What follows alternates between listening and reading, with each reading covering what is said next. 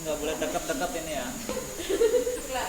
Ya, ini 30 juta dikurangin tadi 26, itu 26 dari 10 tambah 16 itu ketemunya 3,5 juta itu ya labanya, tapi belum ada potongan bunga, kita kurangin potongan bunganya 1,50.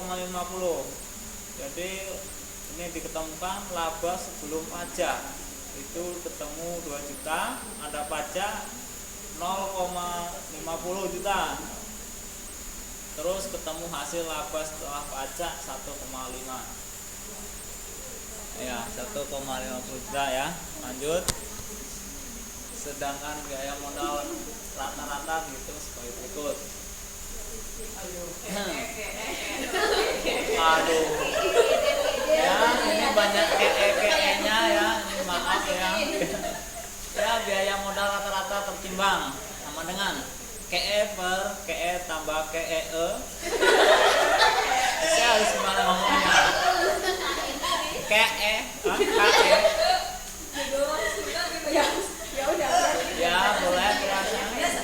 Ya, kayak iyalah gitu yang menurut bahasa ya. Ditambah ya KEU per KE ditambah KEU KG itu dikali N minta ya. Terus N min ya. Oke lah, N min ya maksudnya gitulah gitu. Pasti Anda bisa tahu. Terus 5 per 15 gitu. Itu udah 0,20, ada hasil sekitar 14,7%. Ya, itu proses ditaksir dengan rumus laba setelah pajak ditambah penjujutan. Sama dengan itu proses laba setelah pajak ditambah penjujutan. Itu hasil 1,5 juta ditambah 10 ketemunya 11,50. Ya, 11,50 juta maksudnya dia apabila memperhatikan terminal cash inflow inflow ya, terminal cash inflow sebesar 5 juta ya dari modal kerja, maka NPV dapat dihitung SPP sebagai berikut. NPV sama dengan min 15 ditambah 12,625 ditambah 5.0 ya. 5 koma itu dibagi 1 tambah 0,1417 ketemu kurang lebihnya di situ 0,54 juta. Oleh karena NPV negatif ya di situ ketemunya, maka proyek ini harus ditolak ya, maksudnya bukan ditol gitu. Maaf. Ya, nggak apa-apa. Terus lanjut.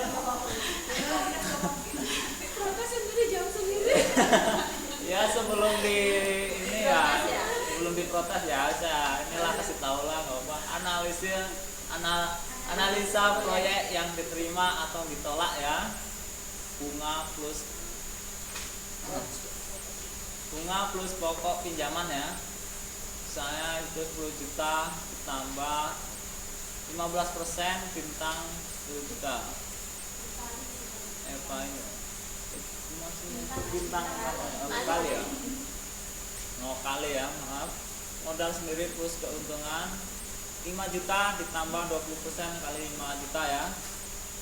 Rinciannya misalnya kas masuk dari penjualan kita dapat 30 juta.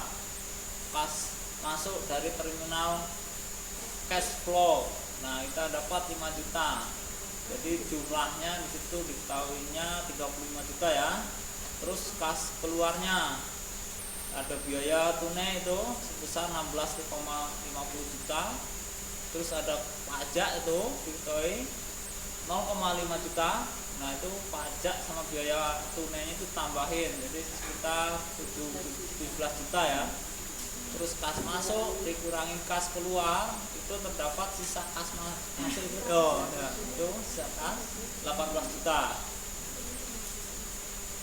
18 juta itu di hasil 35 ya, tadi kurangi 17 temunya 18 dipergunakan untuk membayar bunga pokok plus pinjaman. Terus dipotong lagi itu kembali modal sendiri plus keuntungan. Berarti 18 juta dikurangi 11,50 kurangi 6 juta. Ketemunya kurang lebih 0,5 juta. Apabila investasi proyek memberi kas masuk ini lebih dari 0,5 juta dari yang disyaratkan, maka proyek diterima. Oke, lanjut. Ketika operating cash flow proceed apa itu? Itu apa? Proses ya, ditambah pembayaran bunga itu.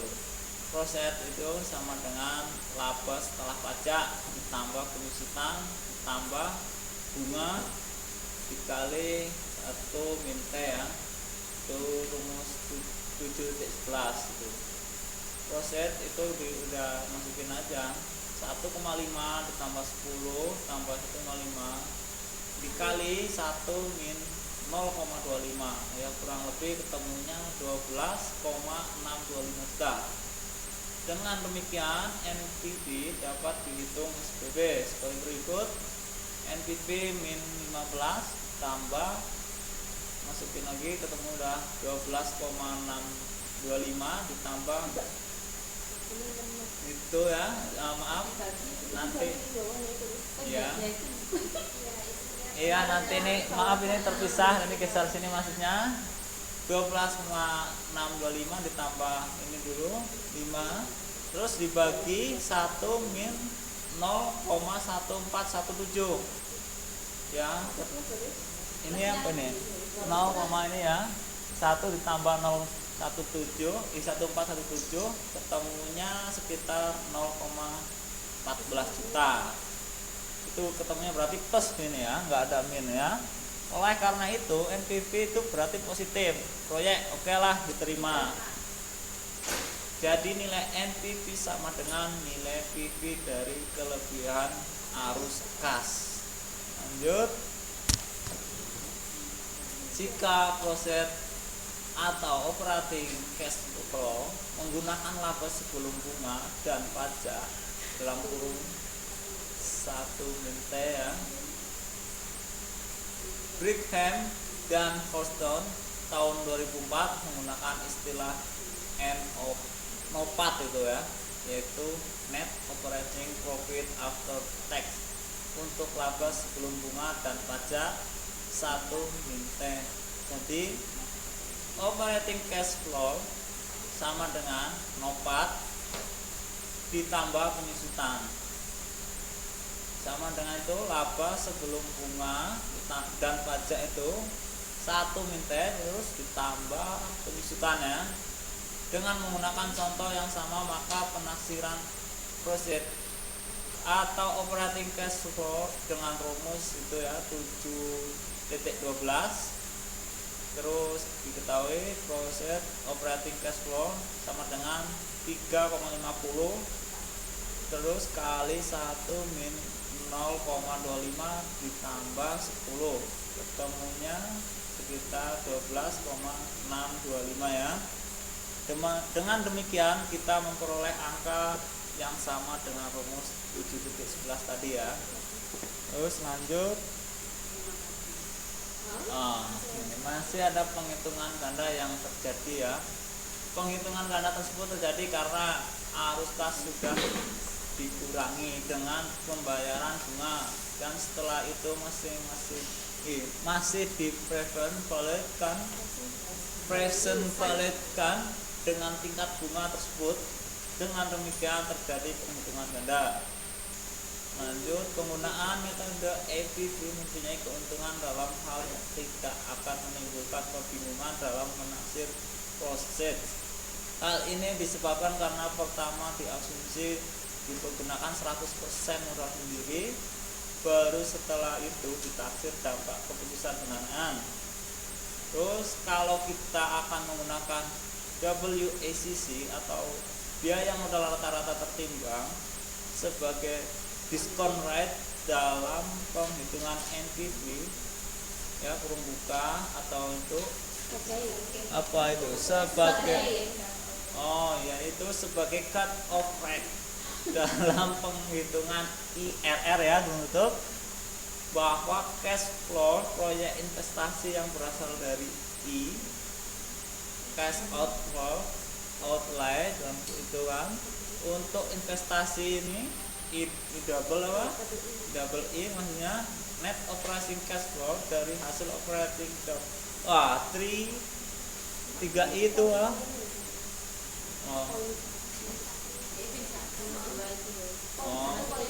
maksudnya itu cash itu poin yang utama nih, yang ketiganya terminal.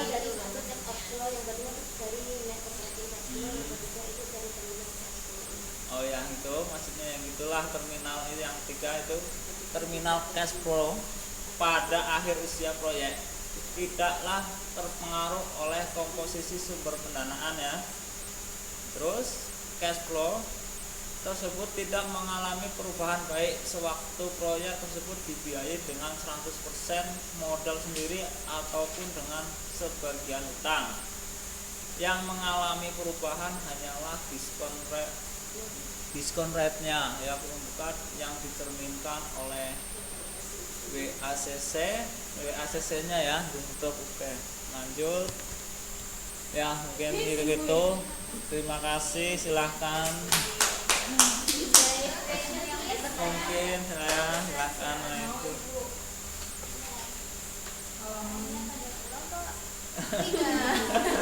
Ya silahkan oleh mungkin ada pertanyaan dari kawan-kawan, teman-teman, silahkan. 7.21 ya, kita buka bareng-bareng ya. Kita simak lah, kita belajar bareng yuk. Terus ada tabel ya, yang angsuran mau pinjam, terus bunga total pembayarannya. Di bawahnya itu ada keterangan dengan angsuran sebesar Rp124 juta, 124 juta rupiah pada tahun pertama, terus 116 juta pada tahun kedua, 108 juta pada tahun ketiga. Perusahaan memperoleh kredit 300 juta. Itu maksudnya jumlah dari 124, 116 sama 108. Itu dia bukan dari kita, jadi ini kayaknya sudah memang hitungannya seperti itu. Kalau misalkan dijumlahkan jumlahnya Enggak gini mbak, kan itu kan angsuran pokok pinjaman, kan memberi pinjaman ini kan 300 juta, kan ada bunganya. Hasil akhirnya kan total pembayaran yang 124, 186 itu sudah bersama dengan bunga yang ditetapkan oleh pemberi kreditnya itu. Iya. ini mungkin Pak. Ada yang 300 juta itu. 300 kan gini kan, itu yang hasil bunga itu loh. Ngerti nggak? Kita tuh pinjam 300 juta kan, angsuran pertama itu ada bunganya kan 24 juta, maka harus mengangsur 1 bulan itu untuk yang tahun pertama itu sebesar 124 juta. Kita pinjam kan 300 juta, tapi kita ngangsurnya kan 3 tahun kan. Yang tahun pertama beserta bunganya itu kan bunganya ada 24 juta, maka kita harus membayar dalam tahun pertama itu 124 juta gitu. Betul, dari itu perjanjian yang ditambah bunganya berapa persen itu kan, jadi kita membayarnya per bulan. Kan itu jumlahnya tidak berkurang, jadi ya persennya juga masih berkurang lagi. dapat 300 juta. Itu kan kita tuh pinjam 300 juta. Gini ya, mungkin gini ya, 300 juta yang mana ini yang tadi? Nah,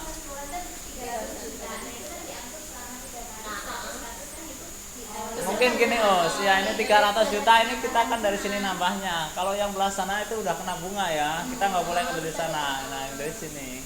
Oke lah. Bukan kita ngambil bukan di sana, kita punya pinjaman dari sini ya. Oke lah. Ya sama-sama. Ya silahkan dari teman-teman yang lain. Ya waktunya jam berapa Bu? Wah. Mungkin segitu ya. Udah kan? Ada lagi? Teori aja. Kalau ini apa yang Enggak ada hanya diskonnya saja. Sekarang namanya. Iya maaf, halaman berapa Mbak? Yang tadi Mas namanya Ya, Pak. terakhir itu. Iya, sekarang ada. Ini di situ. Ada 7